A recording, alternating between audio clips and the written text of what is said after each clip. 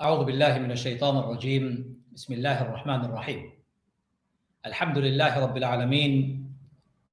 الحمد لله نحمده ونستعينه ونستغفره ونعوذ بالله من شرور أنفسنا ومن سيئات أعمالنا. من يهده الله فلا مضل له ومن يضلله فلا هادي له ونشهد أن لا إله إلا الله وحده لا شريك له ونشهد أن سيدنا حبيبنا محمدا عبده ورسوله أرسله بالحق بشيرا ونذيرا وداعيا إلى الله بإذنه وسراجا منيرا. أما بعد. My brothers and sisters, Assalamu alaikum wa rahmatullahi wa barakatuh. I pray to Allah Azza wa Jal that He has and He continues blessing His blessings on all of us, our families, our wives, our husbands, our children, our parents, our brothers, our sisters, our neighbors, and our society at large. Last week, when I was here, I was speaking about marriage and divorce. And many of you have written to me saying, can we have something about parenting, please? Can we have something about bringing up the best out of our children? So I thought it would be a good idea to discuss that particular topic today in the light of our children being at home. Summer holidays are coming up very soon. And we've had almost 3 months with our children being educated at home, either online or by parents doing their best. My brothers and sisters, I want to simply expand 5 principles of bringing up our children and bringing the best out of our children. 5 very principles. But before I introduce to you those principles, let me explain to you something very simple. My brothers and sisters, in Islam, children are a gift from Allah, an amanah, a trust that we must all bear diligently, responsibly, and most sensitively. Children are a gift from Allah. We must embrace, we must cherish, and we must do everything possible to show gratitude to Allah, the creator of the universe, the master, the fashioner, the designer, who has given you and I a gift or gifts of children. And thirdly, children are your tasks, responsibilities on this earth. If you have children, they become the responsibility, the sole responsibility for parents. However you can, you must do your best to deliver that responsibility for your children, on your children, without failure. And it is not easy, it is challenging. I remember reading on various verses of the Quran in Hadith about the importance of children and parents and children. I never understood the depth and the gravity of children until my first was born. My first was born some 14 years ago. Subhanallah, time flies. Before you know, they're grown up, they're ready to get married, and they've created their own family, and they are busy in building their own life. I don't like the word flying the nest. Nobody ever flies the nest. Children always return to their parents, especially if you have given them the right education, right training and development.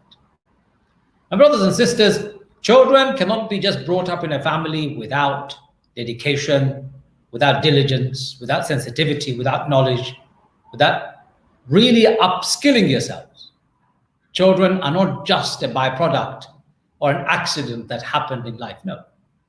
Children are responsibility. All of us are responsible. Rasulullah said, you are all responsible like shepherds. I remember the young person who was in my course and said, if our parents are shepherds, then children must be sheep. Well, not literally, metaphorically speaking, in the animal world, if a shepherd can control a herd of sheep, he is a master responsible person. Children, my brothers and sisters, they come in all forms. They will test you, they will push you, they will challenge you, and sometimes they may even break you. We pray that you're not broken by your children. But what we need to do as soon as possible is upskill ourselves, learn how to become better parents, how to bring the best out of our children. It's like clay. You know, molding clay, for those of you who know pottery, you take soft molding clay and you shape it in the way you want with your own hand. You feel the texture, you mold it, you add water to it, you use a spinner to spin to be able to make the shape that you want, and then you let it dry. Once you have put it to the right shape, you let it dry. Once it's dried, then what you do is you put it in the oven so that it bakes. Once it's baked and hardened, then you glaze it. You paint it, color it, decorate it, and make it the way you want it. And then you bring it home. If it's a pottery item, you put it on display. If it's a item that you can use in your kitchen, you use it, but you use it with great caution. You drop it, it can break. You hit it, you can have chippings on it. Children are like soft clay. Allah has given you and I children, and we have to shape them, mold them, do everything possible to make the best of our children. Responsibility. It is the only thing you will be focused on when you become one. I learned that very quickly and very soon. The overwhelming love that you feel when your child is born, the first time you see the child, is intoxicating. Of course it is. But then that intoxicating feeling of love, the overwhelming joy, should not be forgotten while you're delivering your responsibility. And you should not think they're a burden. They're a gift from Allah, and a gift must be appreciated, cherished, and gratitude must be expressed. So 5 things I want you to focus on when you're bringing up your children. Point number 1, connect your children with their fitrah. A child is born with natural disposition. In Islam, it's known as fitrah. Connect your child with fitrah. What do I mean by fitrah? Many of you may be asking. In reality, what it means is that your child is born with innocence, without any sins of their own or sins of their parents. Every child is born sinless in Islam. Number 1, remember, fitrah means a child is born sinless. There is no sin a child can commit. It doesn't inherit sin. It is not born with sin. In Islam, everyone is born sinless, sin-free. My parents' sins, I don't inherit. Never. My sins, my children will never inherit. I will not inherit the children's sins either. I will be responsible for my own only when I become an adult. Remember, every child is born sin-free. To encourage a child to remain as sin-free as possible becomes the most important task of a parent. They're born innocent. They cannot remain innocent for the rest of their lives. Their innocence will be destroyed, yes. Exploited, yes. Spoiled, of course. Your responsibility as parents is to help them remain as conscientious of the fact that they can cleanse themselves of sins as they grow older and adult. Inculcate in them habits so that when they do something wrong, they can replace the wrong with something better. Allah said that in the Quran. When you replace something wrong with something better, the reward is immense. So remember, point number 1, they're born with sin, they're born innocent as part of their fitrah. They are naturally inclined to believing in Allah. Every child is born with natural inclination to believe in Allah, the Creator, the Master. Everyone's DNA has predisposed components of belief in one Allah, the Creator. The origin, our ruh originates from Allah. Our body is earthly and it will decay. Our ruh will return. Your predisposition in your DNA, every cell of your body, every organ of your body is predisposed to believing in Allah. So when a child is born in his or her natural fitrah, you as a parent have a responsibility to try and help them remain on the predisposition on believing in Allah, on their natural fitrah. You need to introduce Allah to these children. I challenge those parents who say, no, we don't want to introduce God or Allah to any child. Let the child decide when the child grows up. Wrong concept. The child's innocence, the fitrah would have been destroyed if you don't introduce Allah within their early years of life. Later on, that natural fitrah would have been clouded, corrupted by other influences. So our responsibility as parents is to introduce Allah undiluted. Allah, one and the only, with no partners, no associates. Allah, nothing like His creation. Allah doesn't need anything. He has created time and space for us. Introducing Allah, inculcating the spirit of Allah in the life of your child becomes an integral part of what you teach your child in order to sustain their fitrah. Number 3, on the same point, they have innate knowledge of right and wrong. Every child is born with innate knowledge of right and wrong. You as a parent is to bring it out of them. They have the knowledge. You need to show them in practice. They know lying is wrong. You need to show them lying is wrong. They know cheating is wrong. You need to teach them through practice that cheating is wrong. They need to see in you the same as what they have within them. As parents, you can't be doing something different and expecting your children to follow a high moral standard that you're not yourself following. They are born with predisposed liking and knowing for what is right and what is wrong. But if they see in you as parents wrong, that they will not abide by what you teach. You need to practice what you preach. Number 4, they're predisposed with fondness of good and loathing of evil. They are born with loving good and hating evil. You as parents need to do the same. Teach them how to love good and loathe evil.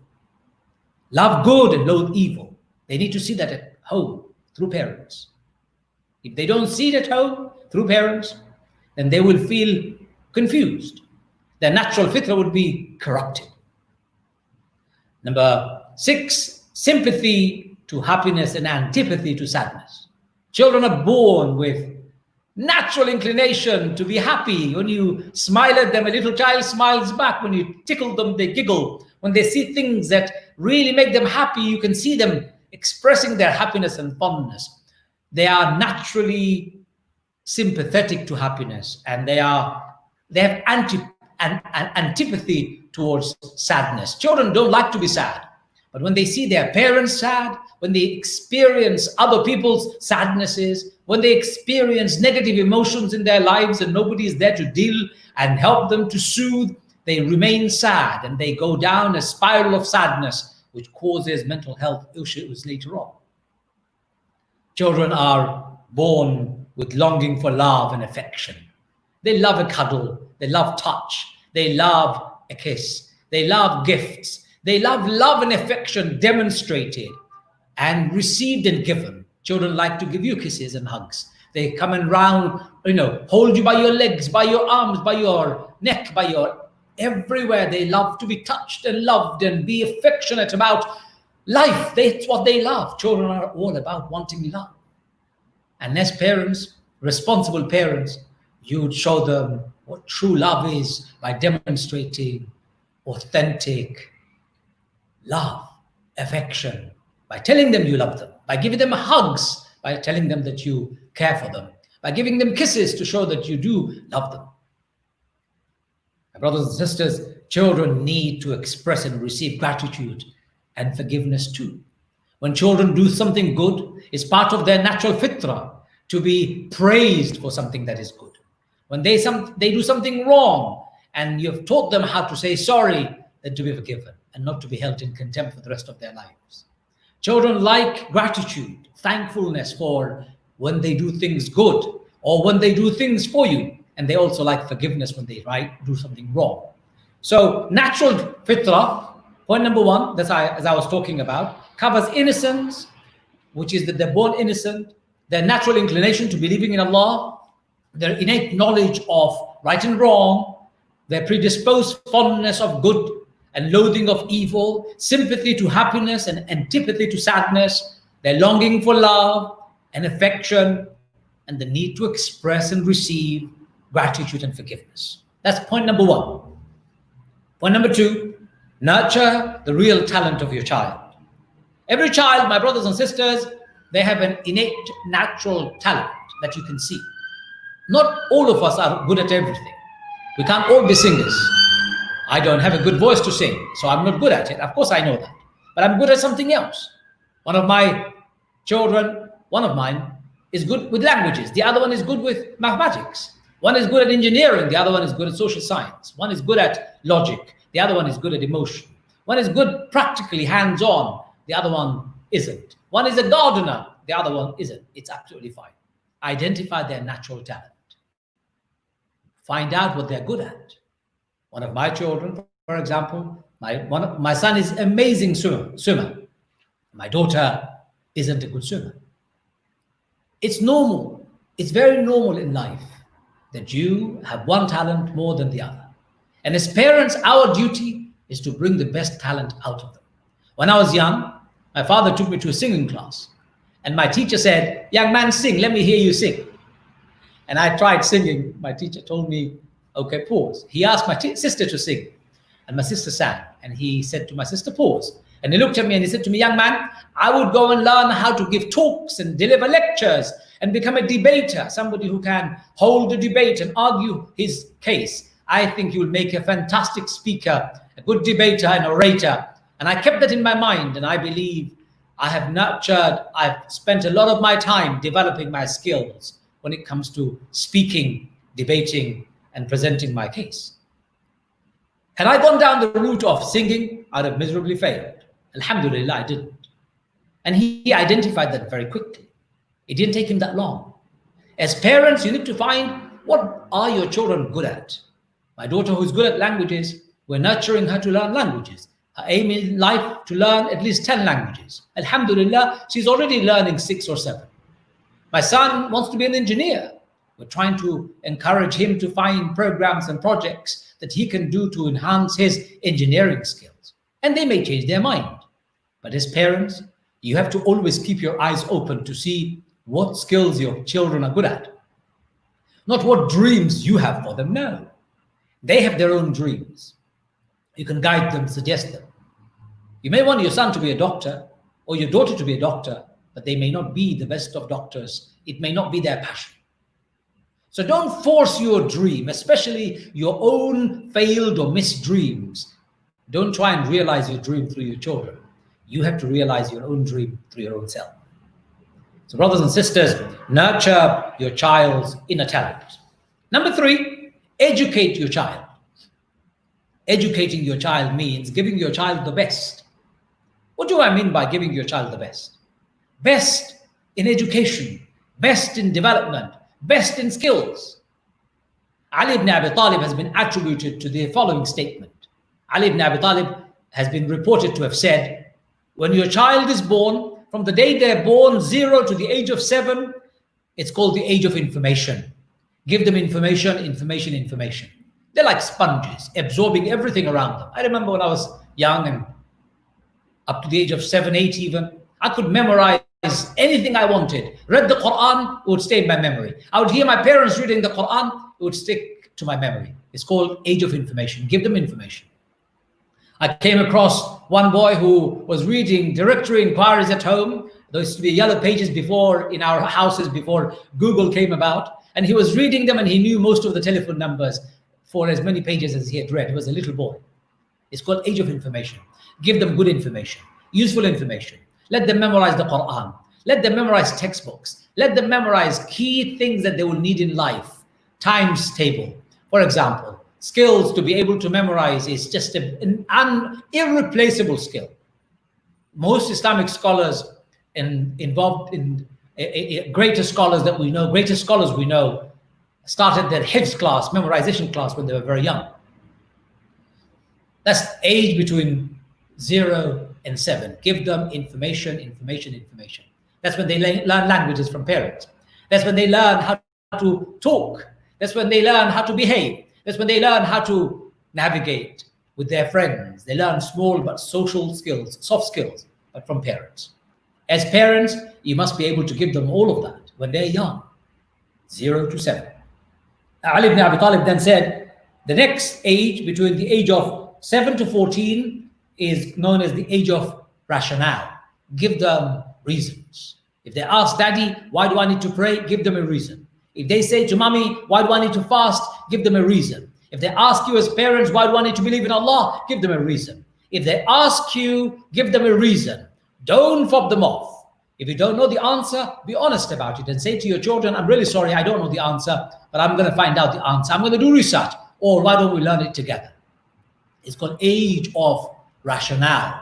They believe, and their thought processes are, with their belief forming into a pattern of logic, rationale, that they can talk and make sense with themselves and with their friends. And you as parents have a huge role to play. You need to be able to give your children reasons behind everything, from why they should walk properly, to why they should sit properly, for why they should eat healthy, for why they should be active, why they should read, why they should pray, why they should fast, why they should believe in Allah, why they should listen to their parents, why they should not swear, why should they not be involved in watching violent films, why they should not be spending their time playing on game stations or on computer games. You give them reasons and they will accept it. You tell them don't do it, they will think about it over and over again. Age of rationale. And third stage, my brothers and sisters, is called age of friendship. From the age of 14 until they die or you die, you remain their best friends. When they can turn to you, when they can talk to you, when they can share with you their feelings and their thoughts, when they can consider you to be their counsel, confidant, and somebody who they can lean on and turn to. You don't impose your views on them. You give them advice and let them decide. Because from the age of 0 to 7, you gave them information, the right information. From the age of 7 till 14, you've given them reasons. So now they know how to use the information. And from the age of 14, let them implement it in their lives. You stand there, watch and guide. You stand there, pick them up if they fall. You stand there, be their rock on which they can lean on. You stand there, offer them all the world's experience and wisdom that you have gained in life without imposing it on them. Let them consider you to be their friend, not their enemy. Let them consider you to be their friend, not the punisher, the disciplinarian, or the person who has become a dictator, only imposing his or her view just because you're the parent. It doesn't give you that right. Number 4, my brothers and sisters, be a role model for your children at home. Everything your children will do will be what you have done in life. I remember when I was watching my children talk, it was frightening to see they are mimicking the way I talk. They're mimicking the way I eat. They're mimicking the way I walk. They're mimicking the way I'm arguing with people. It is scary to see your own reflection in children. In fact, it isn't, because the best compliment you can ever have in life is for somebody to copy you. And children are Allah's given gift who naturally compliment you by copying you. If you are a bad example, they will remain a bad example on this earth. If you're a good role model to them, they will be good role models to next generation. So if you smoke, your children will smoke. If you drink, your children will drink. If you lie, your children will lie. If you break your promises, your children will break promises. If you cheat, your children will cheat. If you're not an honest person, your children will find difficulty with honesty. If you're a person who can never complete a task, your children will find the same thing in life. They cannot complete a task. If they see their parents arguing and fighting at home all the time, being irrational, they will be the same with their own spouse when they are in relationships. Be the role model in prayers, in fasting, in relationship, in interpersonal skills, in friendship, in business, in society, in your community, in your neighborhood, in every aspect of your life. Be a role model for your children, because children have nobody else to go to except you. And number 5, my brothers and sisters, be available to be a fair counsel to your children. When they come to you saying, Daddy, Mommy, in their later years, we would like to study engineering, you give them the pros and the cons. You help them. If they come to you saying, we want to study medicine, you sit with them, help them to decide, make a decision based on good information. They come to you and say, we've found a great person to marry. You help them to get married to that person by guiding them in the right way, helping them to make the decision the right way, not imposing it on them. In our society, there is a terrible, terrible behavior problem amongst our parents. Some of our parents think that they've God-given right to impose their choice of spouse on their children. Parents don't have that right. Your right is to advise them and help them, yes, but your right isn't to impose anything on them, especially when your children have become adults. So my brothers and sisters, remember, 0 to 7, if you gave them the right information. From 7 to 14, if you gave your children reasons and rationale.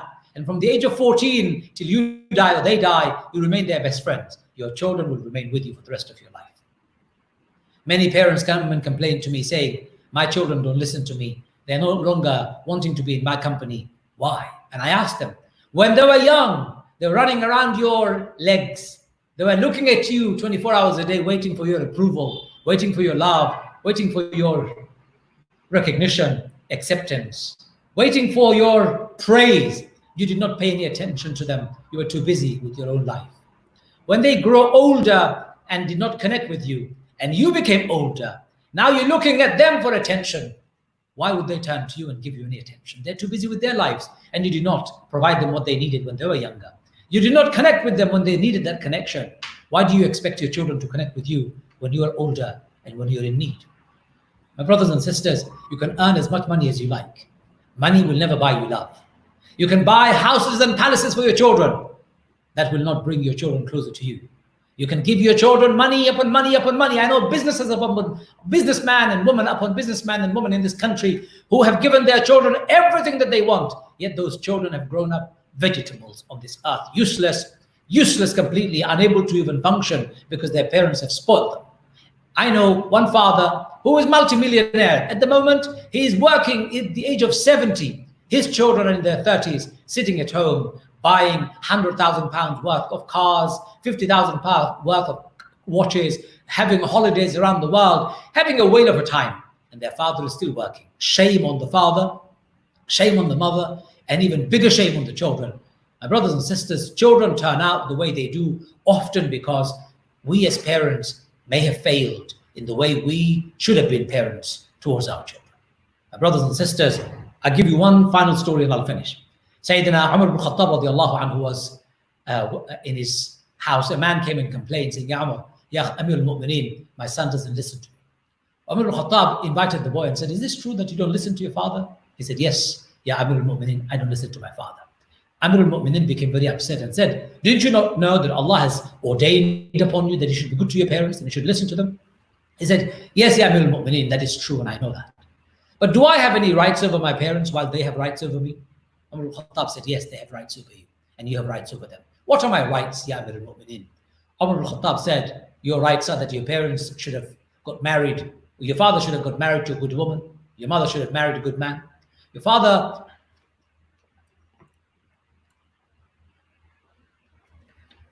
should have got married to a good woman and your mother should have got married to a good man. That's the first one, first right, remember.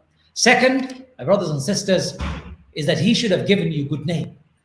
And third, he should have given you good education. The boy turned around and said to Umar al-Khattab, Ya Amir al-Mu'mineen, my father has failed in all three accounts. He has married a terrible woman, even though she's my mother. She's abusive, she's uneducated, vulgar, unsophisticated, hasn't taught me anything. And in terms of giving me a name, he's given me a terrible name. He has called me a dung beetle. Oh, Amir al-Mu'mineen, in terms of giving me education, he's giving me nothing. Umar al-Khattab radiallahu anhu turned to the man and said, before your son deprived you of your right, you failed in delivering yours. My brothers and sisters, you get what you invest in your children. If you invest your time and effort in your children, you get that in return. If you don't spend time and effort in your children, you don't get anything from them when you're old and when you need it. So I want to finish here by reminding you things that I have said to you. Number one, connect your children and their fitrah when they're young. Remember, they're born innocent. Remember, they're born with inclinations to believing in Allah. Remember, they've got innate knowledge of right and wrong. Remember, they're predisposed to fondness of good and loathing of evil. Remember, They have sympathy for happiness and antipathy for sadness. Remember, they have longing for love and affection. Remember, they need to express and receive gratitude and forgiveness. That's number one. Number two, nurture your children's innate talent. Number three, educate your children. Number four, remember your children need you as their role model. And number five, be the best counsel that you can be to your children. My brothers and sisters, children are a responsibility and they're a gift. If you do them well, if you deliver them well, sensitively, responsibly, Allah will give you so much barakah and ni'mah that you can never forget. We don't want our children to be robots. We want our children to think, become productive, become beneficial, become leaders in the world. We want our children to show the world how to change the world and make it better. We want our children to bring to this world happiness and prosperity and peace and stability. We don't want our children to just earn money and become filthy rich. No, we want our children to know how to earn ethical money and how to spend it well on themselves, on their families, on charity, and for the good of the humanity. We want our children to grow up knowing how to balance between this world and the focus of the hereafter. We want our children to have interpersonal skills. We want our children to be intelligent. We want our children to be emotionally intelligent. We want our children to grow up spiritually intelligent. We want our children to be able to hold down a family and marriage, have children of their own.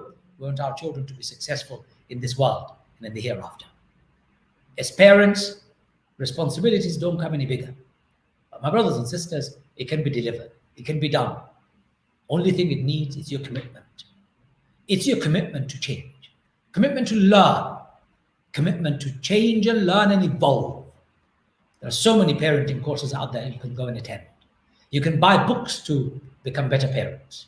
You can upskill yourself so that you no longer continue in the bad way, perhaps that you've been following and hasn't worked. Once children are grown up, they're in their teenage years, it's very late to bring about any change. May Allah protect us and our children. My brothers and sisters, may Allah enable us so that we can deliver to our children the best of this world and the hereafter, and give them the skills to be able to become successful in this world and in the hereafter, be productive and beneficial. May Allah make our children the leaders of our world, and may Allah give them the best of this world and the hereafter.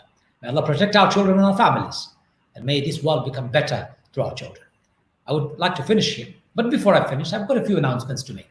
Announcement number one, my brothers and sisters, Sundays, every Sunday, between 7 and 8:30, I'll be holding a family study circle. If you want to join, all you have to do is go onto my Facebook or my YouTube Live and join. And you can ask questions. You can learn with your family, your children, and we'll inshallah learn as practically, as simply as possible in order for our families to become confident and strong. Number two, Whiteman Road Masjid is not going to open to public yet. The exact date and time of its opening will be announced by my dear sister Rabi and the trustees and the committee and all who are involved, and you will hear about it. Please don't harass the mosque. Don't push and don't start becoming emotional about it. Stay at home and pray at home. Things haven't become normal yet. We need to be responsible as believers. Our mosques are precious to us. We don't want our mosque to open and then be shut down because we increased COVID-19 infection and we did not follow the guidelines. That's announcement number two. So please wait for Sister Rabi, the trustees of Whiteman Road Mosque, or any other mosque, wherever you are, for their announcements to come, and then you go and follow the guidelines. Announcement number three, we'll be doing more programs on the Quran. From the 15th of July, every Wednesdays and Fridays, I will be doing the Quran program, but that's a subscription program. If you want to find out more, send me a message from my YouTube or my Facebook pages, wherever you are watching from. I'll be very happy to send you more information, inshallah. And finally, my brothers and sisters, the biggest announcement of all, please stay safe, stay at home, and pray at home. May Allah bless you all, protect you all. From me for this week, Assalamu alaikum wa rahmatullahi wa barakatuh.